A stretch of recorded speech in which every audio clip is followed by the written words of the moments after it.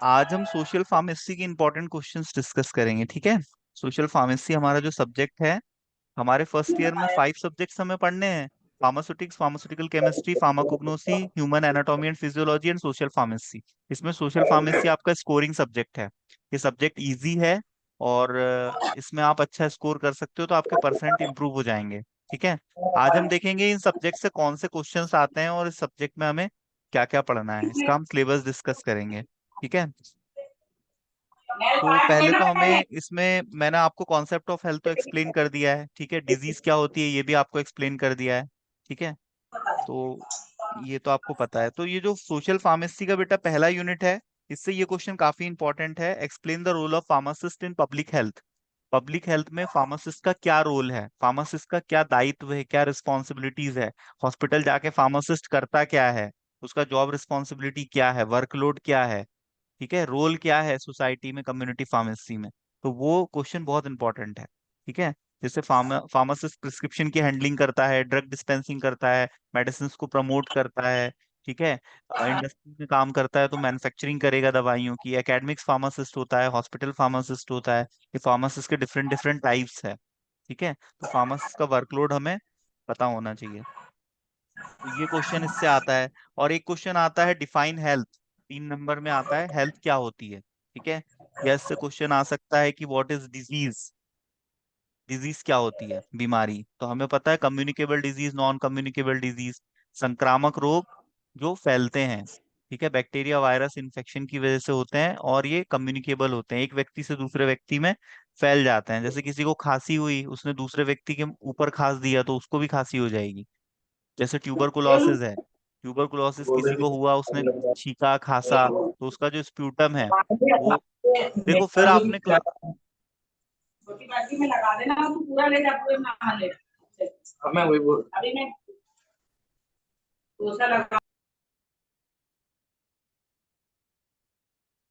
Sir Dinesh डालवी का mic off कीजिए।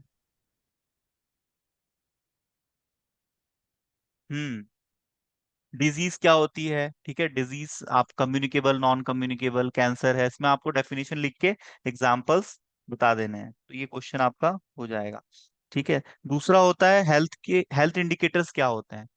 ऐसे इंडिकेशंस जो हमें बताते हैं कि सोसाइटी के लोग कितने हेल्थी है या नहीं है। तो इसमें हेल्थ इंडिकेटर्स मैंने आपको बताए थे, मोर्टालिटी रेट, मॉर्बिडिटी रेट, ये सब आपको एक्सप्लेन करना है, ठीक है। जेंडर रेशियो, जेंडर रेशियो भी बहुत इंपॉर्टेंट होता है, मतलब लिंगानुपात, ठीक है। मतलब 1000 मेल पे कितनी फीमेल्स हैं, मतलब 1000 मेल्स के लिए कितनी फीमेल अवेलेबल है, ठीक है।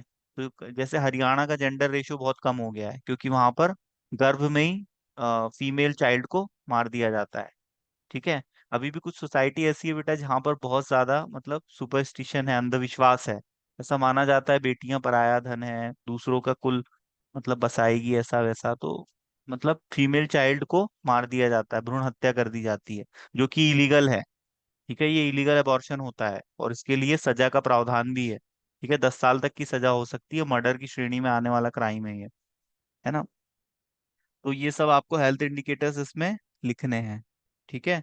तो ये आपका फर्स्ट यूनिट से आएंगे तो इतने ही क्वेश्चन आएंगे और आपका यहाँ पर फर्स्ट यूनिट कंप्लीट हो जाता है, ठीक है। आपका जो सेकंड यूनिट है बेटा ये है हेल्थ पॉलिसी के ऊपर। इसमें तो ऐसा कोई इंपॉर्टेंट क्वेश्चन है नहीं एज सच।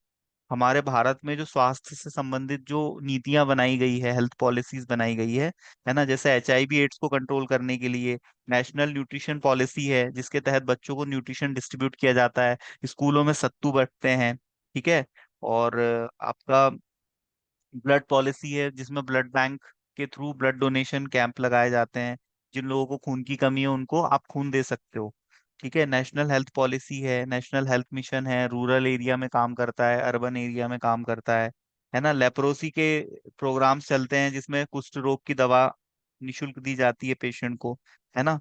कुछ ऐसे यूथ के लिए कुछ पॉलिसीज आती हैं जैसे हेल्थ कैंप कंडक्ट करवाना, है ना। कुछ आई टेस्ट के कैंप होते हैं जिसमें आंखों की जांच की जाती है।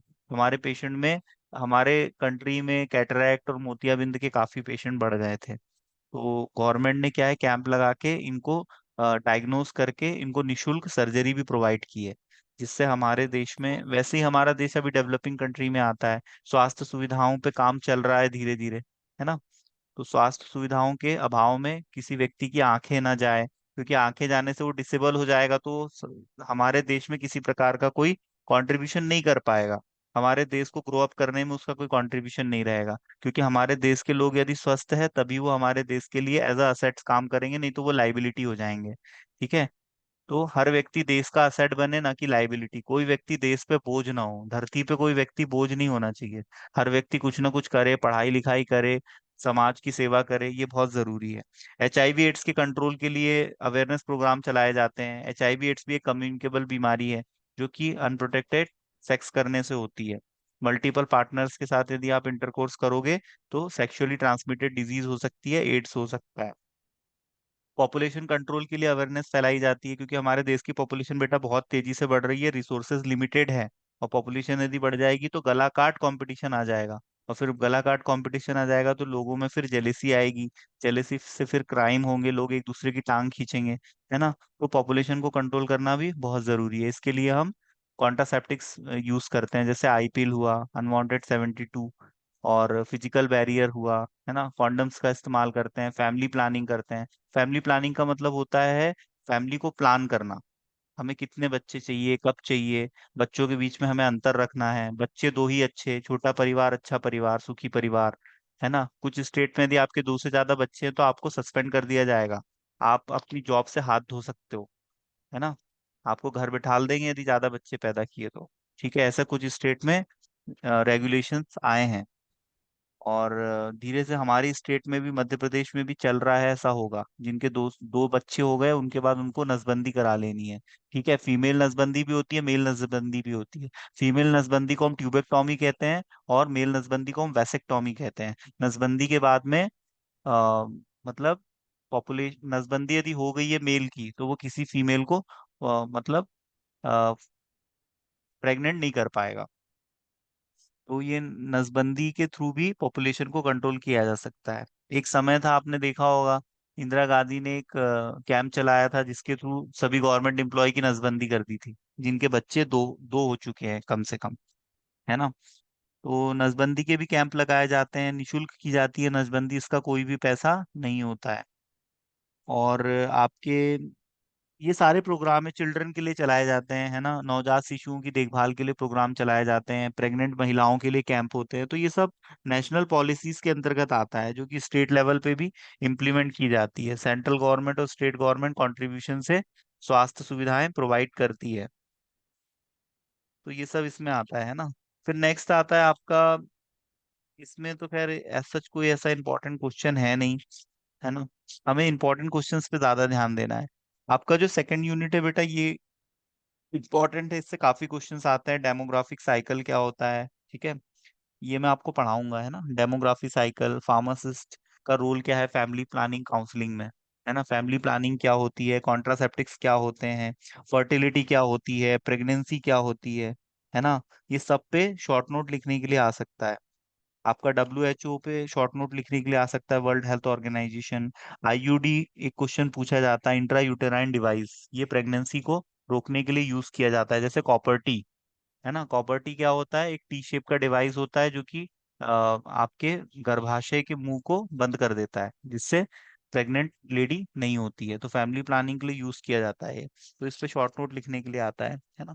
डेमोग्राफी बहुत इंपॉर्टेंट है, और डेमोग्राफी के साइकिल्स, है ना। डेमोग्राफी में बेटा हम क्या पढ़ते हैं, इसमें हम पॉपुलेशन की स्टडी करते हैं, पॉपुलेशन साइज की स्टडी करते हैं, डेथ डेथ रेट क्या है, बर्थ रेट क्या चल रहा है, फैमिली का साइज क्या है। फैमिली साइज मतलब फैमिली में होते हैं माता पिता और बच्चे, और जब बच्चे बड़े होते हैं उनकी शादी होती है तो वो अपनी खुद की फैमिली बना लेते हैं, है ना। तो फैमिली साइज कैसा है, और जन घनत्व कैसा है, किसी पर्टिकुलर क्षेत्र में कितने लोग रह रहे हैं, किस टाइप की कम्युनिटी रह रही है, ये सब की हम स्टडी करते हैं। और वहाँ पर किस टाइप की डिजीजेस ज्यादा स्प्रेड होती हैं, तो ये सब की स्टडी हम डेमोग्राफी में करते हैं। डेमोग्राफी के साइकिल्स भी होते हैं जो कि बहुत इंपॉर्टेंट है। जैसे इसमें एक आपके 4 साइकिल्स होते हैं, high stationary stage, early expanding, late expanding, और लो स्टेशनरी रेट। तो जो पहला स्टेज होता है, इसमें ऐसा है कि भाई बर्थ रेट और डेथ रेट, इस पे पूरा गेम रहता है।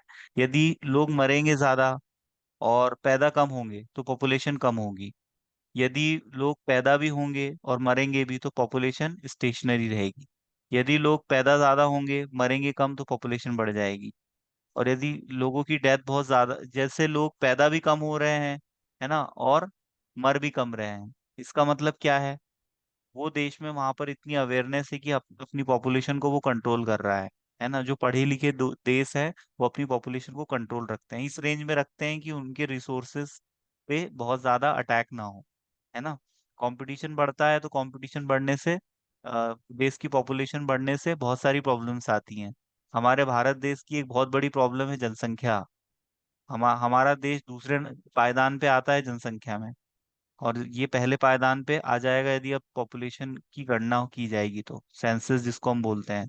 हर 10 साल में जनगणना होती है, तो अब जब जनगणना होगी तो भारत प्रथम स्थान पे आ जाएगा, है ना। और डेवलप हुआ नहीं है अभी, अंडर डेवलपमेंट है ना। कोई व्यक्ति पहाड़ चढ़ रहा है, आपने उसके ऊपर बोझा लाद दिया, अब वो आसानी से पहाड़ नहीं चढ़ पाएगा, उसको बहुत ज्यादा दिक्कत होगी। तो इसमें जो 4 स्टेजेस हैं ये एग्जाम पॉइंट ऑफ व्यू से इम्पोर्टेंट है ना। High stationary stage, early expanding, late expanding और लो स्टेशनरी स्टेज। और फिफ्थ स्टेज भी होता है जिसको हम डिक्लाइनिंग स्टेज कहते हैं। जर्मनी अभी डिक्लाइनिंग इस स्टेट में चल रहा है। जर्मनी में क्या है, लोग इतने ज्यादा पढ़ लिख के समझदार हो गए हैं क्योंकि वो बच्चे पैदा ही नहीं करना चाह रहे हैं, ठीक है। और वहाँ का स्वास्थ्य सुविधा भी बहुत बढ़िया है जर्मनी का, है ना। तो वहां पर डिक्लाइनिंग फेज में जा रहे हैं लोग, मतलब पैदा हो नहीं रहे हैं और मरना तो तय है, तो मर रहे हैं लेकिन पैदा नहीं हो रहे हैं। तो डिक्लाइनिंग फेज में है जर्मनी, मतलब वो देश खत्म हो सकता है। अब देश की पॉपुलेशन ही नहीं होगी तो देश ही नहीं होगा, क्योंकि देश तो बनता है वहां के लोगों से। और वहां के लोग यदि धीरे धीरे खत्म होंगे, कम होंगे, उनके नंबर्स कम होंगे, तो ऐसे देश की सरकार बच्चे पैदा करने के लिए मतलब प्रलोभन देती है।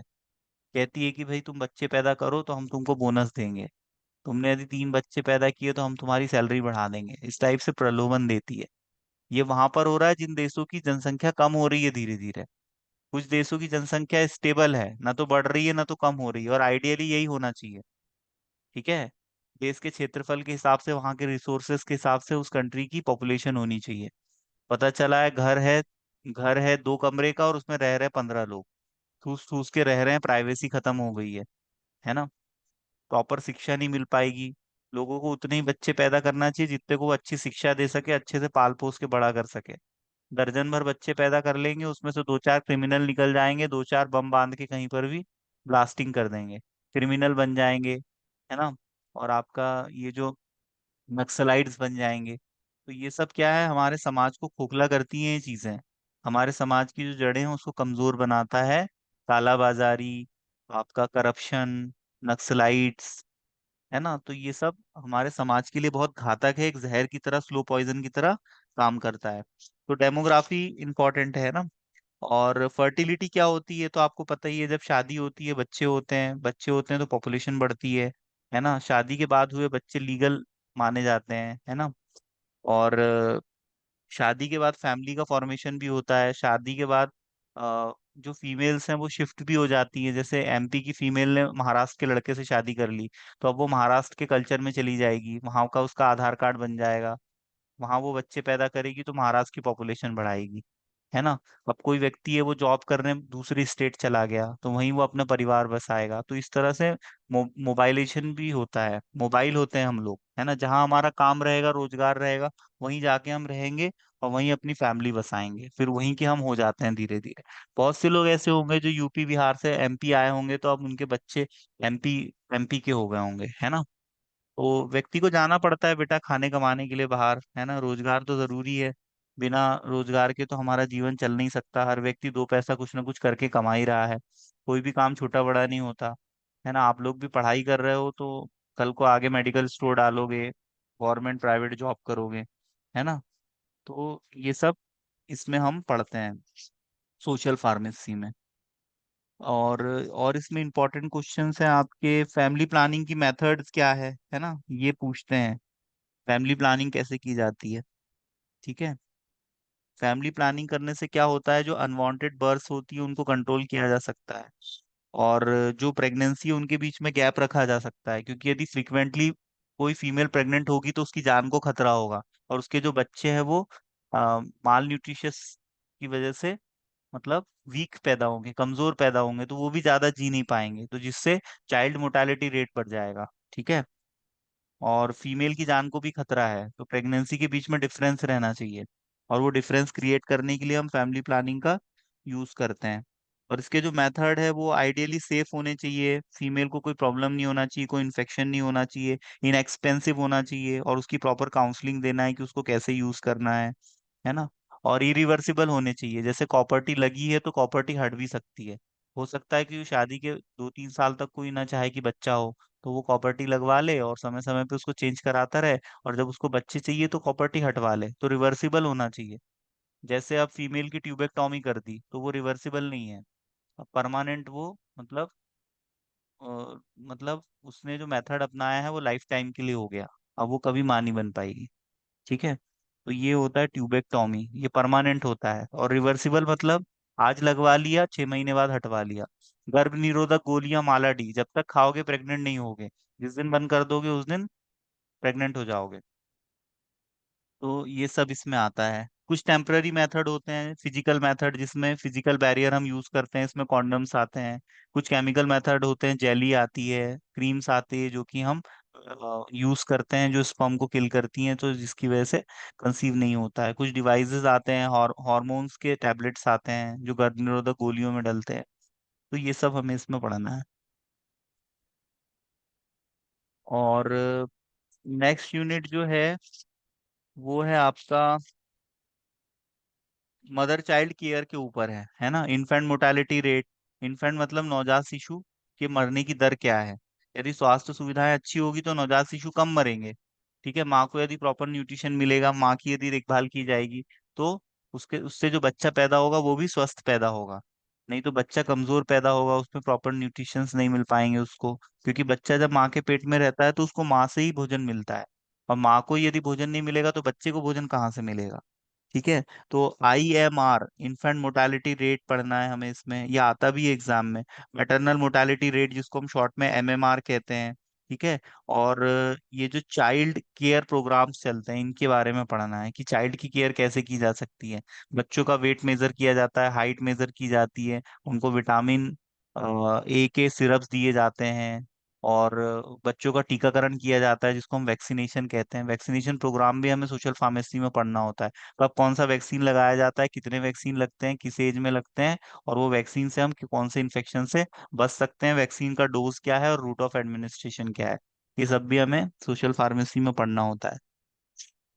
तो ये यूनिट से तो बस यही क्वेश्चन आता है बेटा आपका। ब्रेस्ट फीडिंग क्या होती है। ब्रेस्ट फीडिंग मतलब जब बच्चा पैदा होता है तो माँ उसको दूध पिलाती है 6 महीने तक, इसी को ब्रेस्ट फीडिंग कहते हैं। ठीक है। कोलेस्ट्रम क्या होता है, कभी कभी पूछ लेते हैं। कोलेस्ट्रम मतलब माँ का पहला दूध।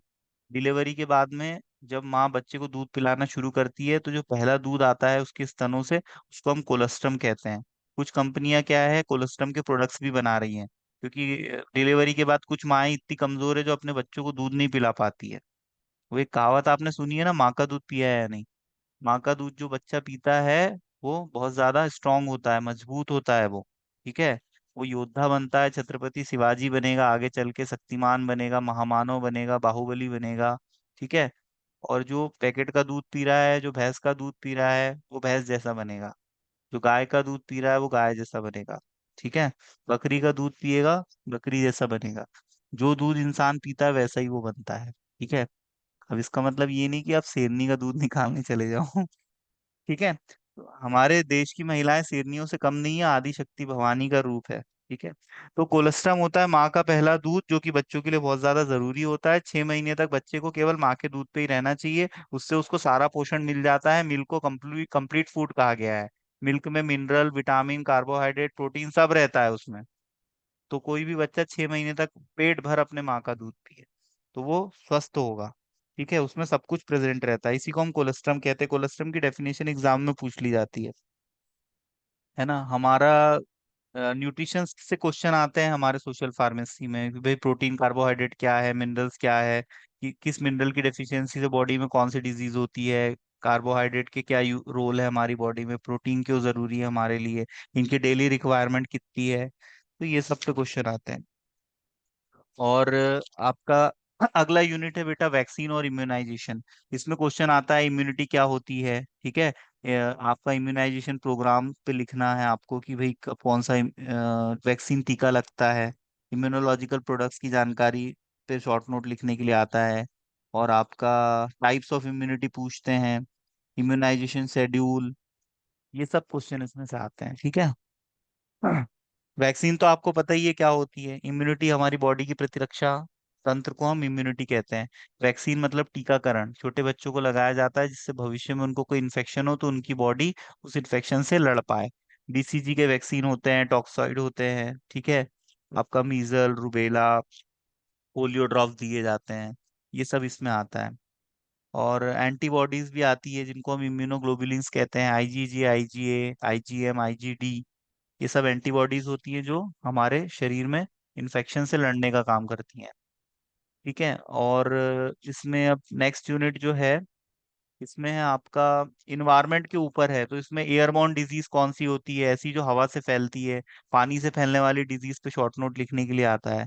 और आसपास जो हमारे सीवेज होता है ना, उससे जो डिजीज फैलती है, जो हमारा वेस्ट प्रोडक्ट होता है उसका प्रॉपर डिस्पोजल कैसे करते हैं, इस पे क्वेश्चंस आते हैं। बायोमेडिकल वेस्ट मैनेजमेंट पे क्वेश्चन आते हैं, है ना। आपने देखा होगा हॉस्पिटल में काले डिब्बे, नीले डिब्बे, हरे डिब्बे, पीले डिब्बे, ये सब रहते हैं। उसमें जो भी हॉस्पिटल का जो बायोलॉजिकल वेस्ट होता है वो उसमें प्रॉपर डाला जाता है और उसको डिस्पोज किया जाता है। तो बायोमेडिकल वेस्ट मैनेजमेंट पे क्वेश्चन आता है। वाटर पोल्यूशन क्या है, ये शॉर्ट नोट लिखने के लिए आता है। कि पानी को हम गंदा होने से कैसे बचा सकते हैं, ठीक है। पानी का हमारी बॉडी में क्या रोल रहता है, पॉपुलेशन कंट्रोल कैसे की जा सकती है, ठीक है। और जो गंदगी है उसका प्रॉपर हम डिस्पोजल कैसे करेंगे, है ना। जैसे फैक्ट्री से जो गंदा पानी निकल रहा है, वेस्ट निकल रहा है, उसको हम प्रॉपर डिस्पोज कैसे करेंगे। और फूड को और पानी को प्यूरिफाई कैसे किया जाता है, इसकी मेथड्स पे शॉर्ट नोट आता है ना। फोर्टिफिकेशन क्या होता है, मतलब फूड में यदि हम एडिशनली विटामिन डालें, मिनरल्स को ऐड करें तो उसको फूड का फोर्टिफिकेशन कहते हैं। ये डेफिनेशन भी पूछी जाती है। आपका एयर पॉल्यूशन कैसे होता है, क्यों होता है और उसको कैसे रोका जा सकता है, इस पे क्वेश्चन आता है ना। तो पॉल्यूशन क्या होता है, इस पे शॉर्ट नोट आता है। पॉल्यूशन को कैसे फैलने से रोका जा सकता है ना। क्या प्रिवेंटिव एक्शन लिए जा सकते हैं, हमारी भारत सरकार क्या कर रही है पॉल्यूशन को कम करने के लिए। क्योंकि पॉल्यूशन बढ़ेगा तो हमें एयरवे पैसेज की डिजीज होंगी, रिस्पायरेटरी ट्रैक पे हमारे डिजीज हो सकती है। तो एयर पॉल्यूशन को रोकना जरूरी है, वाटर पॉल्यूशन को रोकना जरूरी है, सॉइल पॉल्यूशन को, हमारा इन्वायरमेंट साफ सुथरा होना चाहिए, तभी हम इसमें अच्छे से सांस ले पाएंगे और जिंदा रहेंगे। तो ये क्वेश्चन आते हैं आपके इन्वायरमेंट से, ठीक है। अब आपका जो अगला यूनिट है, अगला यूनिट है बेटा आपका साइकोलॉजिकल फार्मेसी। इसमें से क्वेश्चन आता है कि भाई साइकोट्रॉपिक सब्सटेंसेस क्या होते हैं, ड्रग का मिसयूज कैसे होता है और इसके हमारी बॉडी पे क्या दुष्परिणाम आते हैं। नार्कोटिक ड्रग्स क्या होते हैं, लोग समाज में दारू पी रहे हैं, तंबाकू खा रहे हैं, इससे सोसाइटी के लोगों को क्या नुकसान हो रहा है, ये सब हमें पढ़ना है। लोग इनफर्टाइल हो रहे हैं दारू पीने से, है ना। सिगरेट पीने से लंग्स खराब हो रहे हैं, सुसाइडल बिहेवियर आ रहा है स्ट्रेस की वजह से, तनाव की वजह से। तो ड्रग डिपेंडेंस क्या होता है, ड्रग अब्यूज क्या होता है, कौन सी ऐसी दवाइयां हैं जिनका मिसयूज हो सकता है, ये सब हमें इसमें साइकोलॉजिकल फार्मेसी में पढ़ना है। ड्रग एडिक्शन क्या होता है, ठीक है। ड्रग एडिक्शन मतलब दवाइयों की लत लग जाना, ठीक है। ड्रग अब्यूज मतलब होता है दवाइयों का दुरुपयोग, जैसे दारू। दारू दवा होती है लेकिन लोग इसको दबा के पीते हैं और घूमते हैं और फिर एक्सीडेंट्स होते हैं और बहुत सारे उसके कॉन्सिक्वेंसेस सामने आते हैं। तो ये सब हमें साइकोलॉजिकल फार्मेसी में पढ़ना है, ठीक है। तो इससे आपका यही क्वेश्चन आते हैं, ड्रग डिपेंडेंस क्या है, ड्रग अब्यूज क्या है ना। अगला क्वेश्चन, अगला यूनिट है आपका थर्ड यूनिट, जिसमें हमें न्यूट्रिशन के बारे में पढ़ना है, ठीक है।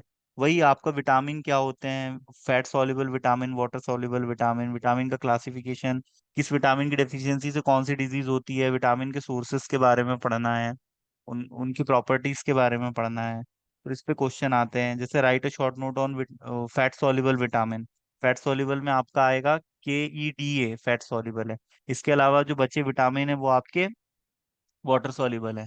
तो आपके जो विटामिन है ये आपको बायोकेमिस्ट्री में भी पढ़ने हैं नेक्स्ट ईयर में, अभी अच्छे से पढ़ लोगे तो अगले साल भी काम आएंगे, है ना। बैलेंस डाइट क्या होती है, इस पे शॉर्ट नोट लिखने के लिए आता है आपका, है ना। और कार्बोहाइड्रेट का क्लासिफिकेशन पूछते हैं।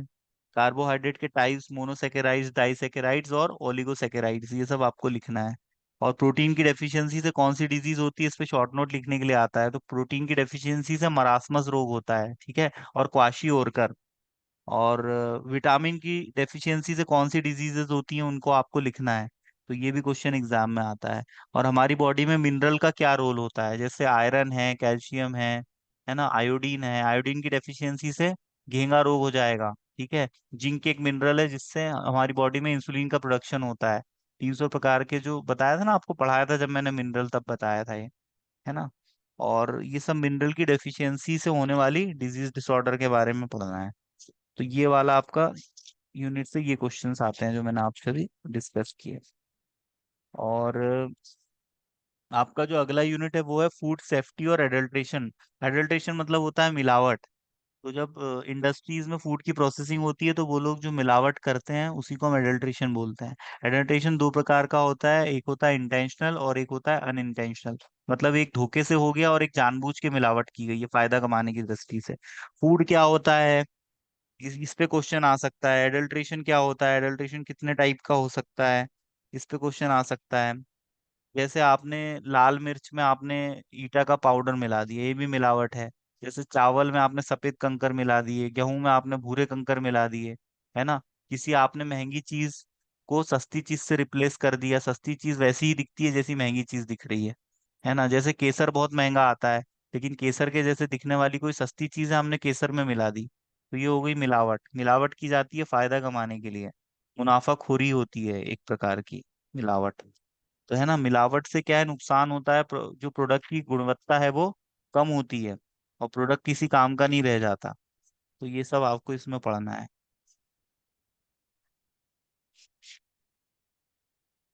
इसमें आपके एडल्ट्रेशन की मेथड होती है, मिक्सिंग के थ्रू मिला दिया जाता है ना। आपका जैसा सब्स्टिट्यूशन कर दिया जाता है। आपका डिकम्पोज्ड फूड मतलब सड़ा गला खाना पैकेट में भर के बेच दिया जाता है, ठीक है। और मिस ब्रांडिंग की जाती है, मतलब जो लेबल होता है उस पर फॉल्स स्टेटमेंट रहते हैं, प्रोडक्ट की जो डिटेल है वो गलत दी होती है। कंपनी कह रही है कि हमने इसके एक स्कूप में 20 ग्राम प्रोटीन डाला है और कंपनी ने उसमें 2 ग्राम भी नहीं डाला। तो ऐसे सब फॉल्स क्लेम करती है कंपनियां। तो ये सब इसमें आता है। अगला यूनिट है आपका ड्रग इंटरेक्शन।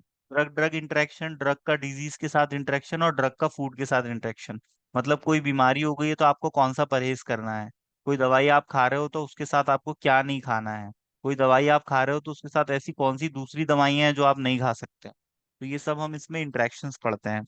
न्यूट्रास्यूटिकल्स होते हैं और फार्मास्यूटिकल्स होते हैं। न्यूट्रास्यूटिकल्स जो होते हैं वो हेल्थ सप्लीमेंट्स होते हैं, और फार्मास्यूटिकल्स वो होते हैं जो डिजीज डिसऑर्डर के ट्रीटमेंट में यूज होते हैं। तो न्यूट्रास्यूटिकल्स में आपके न्यूट्रिशंस आते हैं, जैसे प्रोटीन आप खा रहे हो, प्रोटीन का डिब्बा खा रहे हो आप, तो ये न्यूट्रास्यूटिकल्स हैं, ठीक है। तो ये डिफरेंस होता है न्यूट्रास्यूटिकल और फार्मास्यूटिकल में।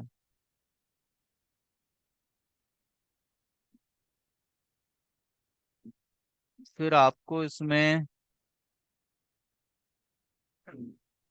माइक्रो ऑर्गेनिज्म पे क्वेश्चन आता है कि माइक्रो ऑर्गेनिज्म को क्लासिफाई करो, ठीक है। आपको बैक्टीरिया का लेबल डायग्राम बनाने के लिए एग्जाम में आता है, वायरस का क्लासिफिकेशन आता है, और आपको एंटीबायोटिक्स के बारे में क्वेश्चन आता है कि एंटीबायोटिक क्या होते हैं, उनके काम करने का तरीका क्या होता है, कैसे वो बैक्टीरिया को मारते हैं। ग्राम स्टेनिंग क्या होती है ना। ग्राम स्टेनिंग मतलब बैक्टीरिया को आइडेंटिफाई करने की एक मेथड होती है। तो इस पे क्वेश्चन आता है, ठीक है। ग्राम स्टेनिंग पे क्वेश्चन आएगा, माइक्रो ऑर्गेनिज्म के क्लासिफिकेशन पे क्वेश्चन आएगा, और ये क्वेश्चन आता है draw the label diagram of bacteria. Bacteria cell का आपको डायग्राम बनाना है और बताना है बैक्टीरिया में क्या क्या होता है। दूसरा आपको वायरस का क्लासिफिकेशन आ सकता है ना। वायरस डीएनए और आरएनए टाइप के होते हैं, और वायरस से हमें डिजीज होती है, इन्फेक्शियस डिजीज। वायरस से होने वाली डिजीज के नाम क्या है आपके, जैसे HIV एड्स, है ना, ट्यूबरकुलोसिस आपका, और इबोला वायरस, है ना। ये सब वायरल डिजीजेज है आपकी।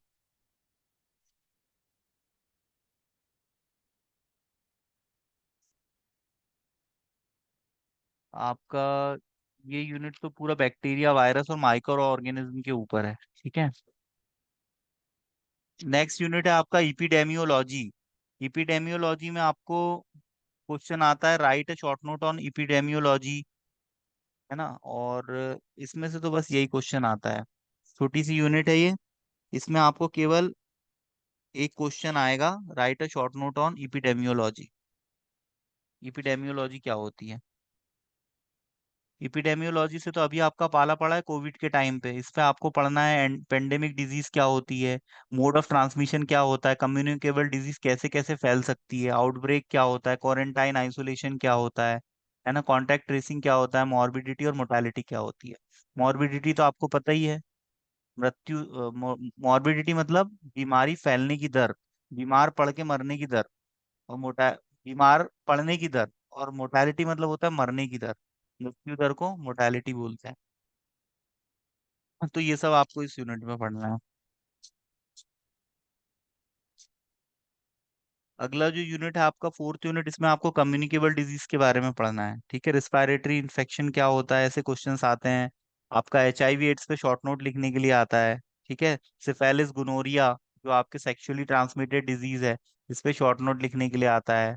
मीजल्स, मीजल्स क्या होता है, डिफ्थीरिया क्या होता है, वूफिंग कफ, है ना, ये सब आपसे पूछते हैं। ये सब सोशल फार्मेसी के इंपॉर्टेंट क्वेश्चन है जो मैं आपसे डिस्कस कर रहा हूँ। हेपेटाइटिस क्या होता है, पोलियोमिलाइटिस क्या होता है, इस पे शॉर्ट नोट लिखने के लिए आता है, ठीक है। तो ये इसके इंपॉर्टेंट क्वेश्चंस हैं। और इसमें आता है आपका रिस्पायरेटरी इन्फेक्शन क्या होते हैं, टॉपिकल इन्फेक्शन क्या होते हैं। रिस्पायरेटरी इन्फेक्शन मतलब जो आपके लंग्स में होंगे, ठीक है, जैसे निमोनिया हुआ, है ना, जैसे कोविड हुआ, ये सब इसमें आएगा। और सुपरफिशियल इन्फेक्शन में आएगा आपका स्किन पे होने वाले इन्फेक्शन, जैसे आपका एक्जिमा होता है, आपका बेलेनाइटिस होता है, और कुष्ठ रोग होता है, लेप्रोसी जिसको हम कहते हैं, वो सब इसमें आ जाएगा। तो इसमें हमें ऐसी डिजीज के बारे में पढ़ना है जो फैलती है एक व्यक्ति से दूसरे व्यक्ति में। ये यूनिट सबसे ज्यादा इंपॉर्टेंट